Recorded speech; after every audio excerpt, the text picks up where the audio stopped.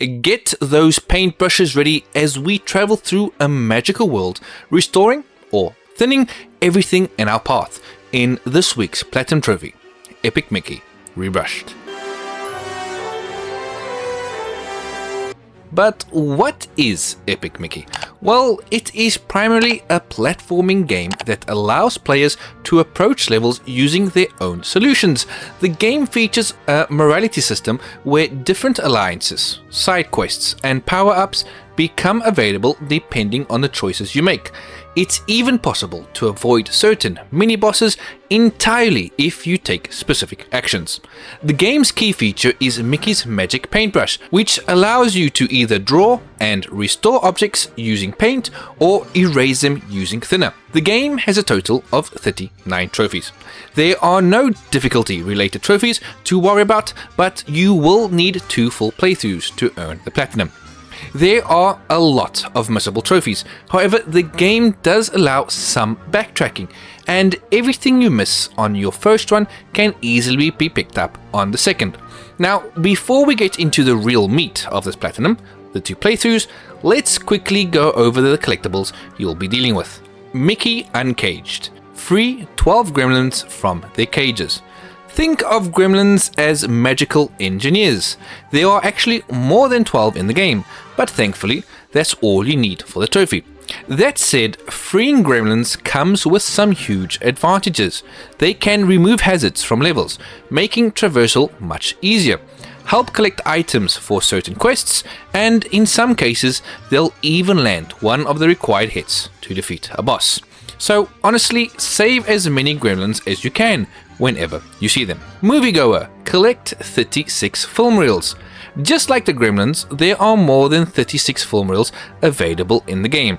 You'll mainly find them inside the cartoons you travel through when unlocking new areas. There are usually 2 reels per cartoon, and they're generally pretty easy to spot. Even though the trophy only asks for 36, I strongly recommend aiming for 56, as you'll need that number for another trophy later on.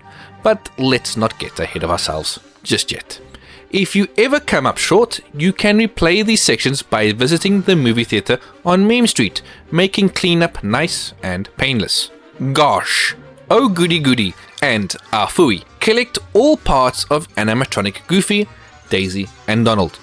Throughout your adventure, you'll come across the animatronic heads of your friends.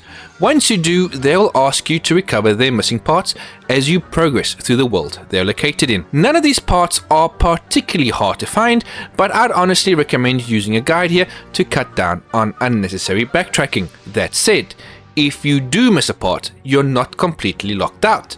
You can purchase missing pieces from the shop on Main Street. Just be prepared to pay a hefty price of 1,000 e-tickets per part.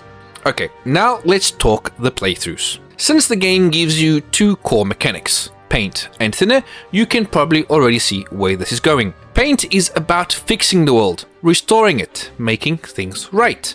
Thinner, well, it does the exact opposite. Because of that, you're going to need 2 full playthroughs, 1 good run and 1 bad run. Just to be absolutely clear, paint is your good path and thinner is your bad one. To get the good ending, you need to defeat every boss using paint and fully reassemble all your animatronic friends along the way. The bad ending flips that on its head. You take down every boss using thinner and leave your friends disassembled. The game actually makes it easy to know if you've done things correctly, because once a boss is defeated, you'll be rewarded with either more paint or more thinner depending on the method you used. It's a nice bit of feedback that keeps you on track. And this is exactly why your good run should be your first playthrough. The good ending demands exploration. You need to poke around, talk to NPCs, and really engage with the world to uncover the correct ways to deal with bosses. If you rush through the game, you can very easily lock yourself out of the good path without even realizing it. Here's a small example, and this is a minor boss spoiler. When you're fighting Captain Hook, if you haven't explored the previous area thoroughly, you'll completely miss Peter Pan. He tells you that Tinkerbell is being held at the very top of Hook's ship. Free her, and Peter Pan steps in and takes care of Hook for you. That's the proper paint-based way to handle that fight. If you didn't explore enough, you'd never even know that option existed. So yeah, always explore those nooks and crannies. When it comes to the bad playthrough, things change completely. This basically turns into a speedrun. You'll be surprised just how fast you can tear through areas once you stop worrying about exploration or helping anyone. It's actually pretty satisfying, and honestly a nice change of pace after the more methodical first run. This playthrough is very straightforward and should only take you around 4 to 5 hours to finish, assuming you stay focused and don't get sidetracked. One last thing to keep in mind. During your first playthrough, you'll be introduced to sparks, which you earn by completing quests and objectives. You need a certain number of sparks to progress the story, and if you're speedrunning toward the end, there's a good chance you'll come up short. By the time you reach the final area, which requires 30 sparks, you'll probably be sitting around 10 sparks short. No need to panic.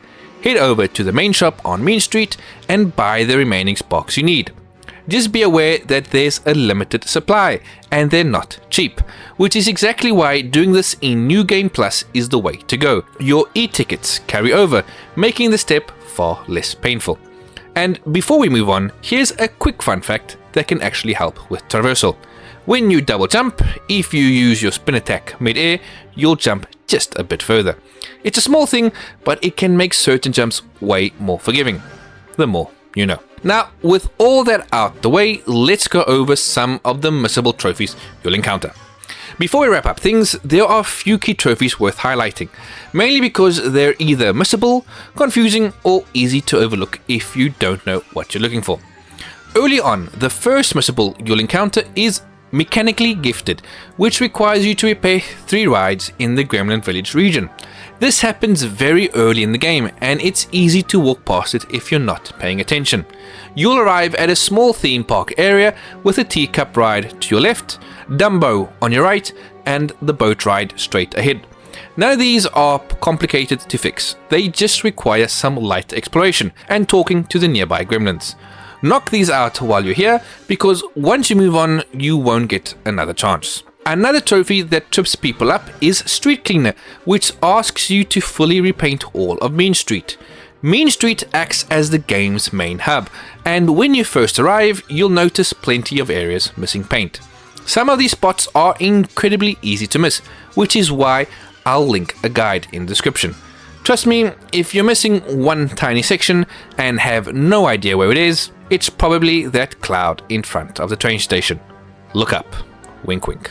Then there's Gilded, which requires you to beat Gilda's best time in all her races. You'll first meet Gilda on Main Street, and after completing each hub world, she'll appear again in those main areas. Talk to her, accept her challenges, and you'll unlock her races.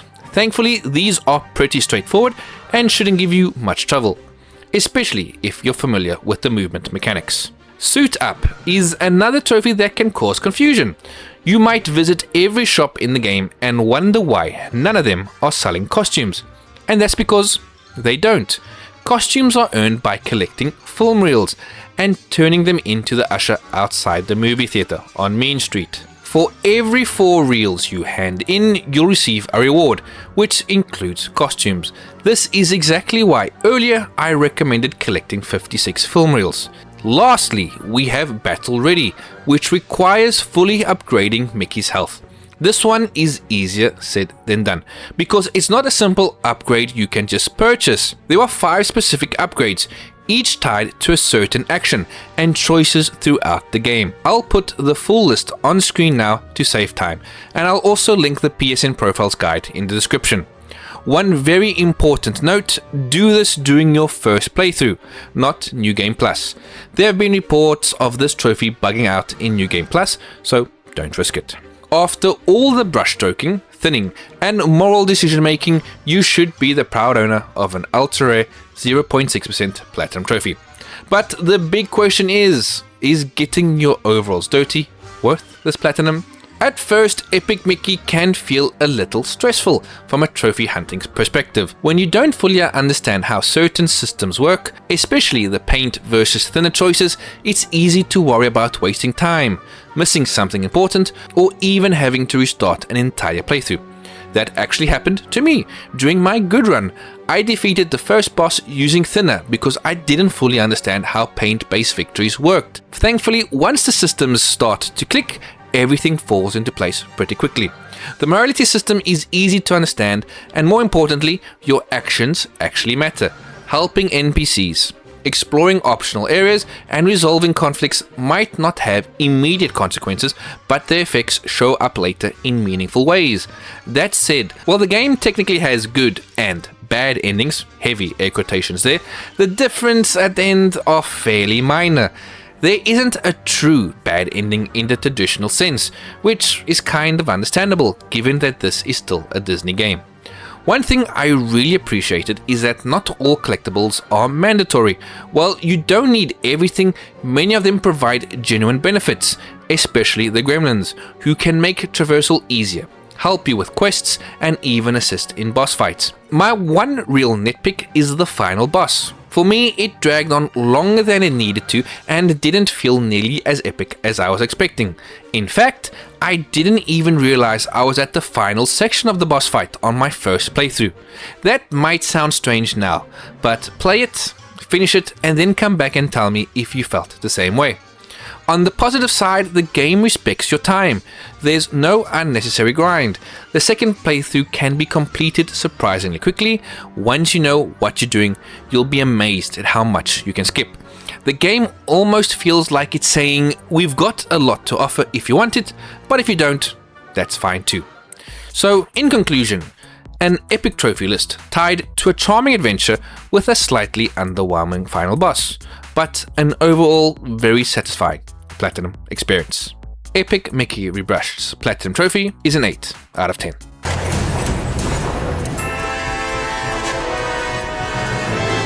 Thanks everyone for watching. My name is PTR. I have more videos like this on my channel, so please go over there and give that a look. Once again, don't forget to like, comment, and subscribe, and I'll see you all next time. PTR out.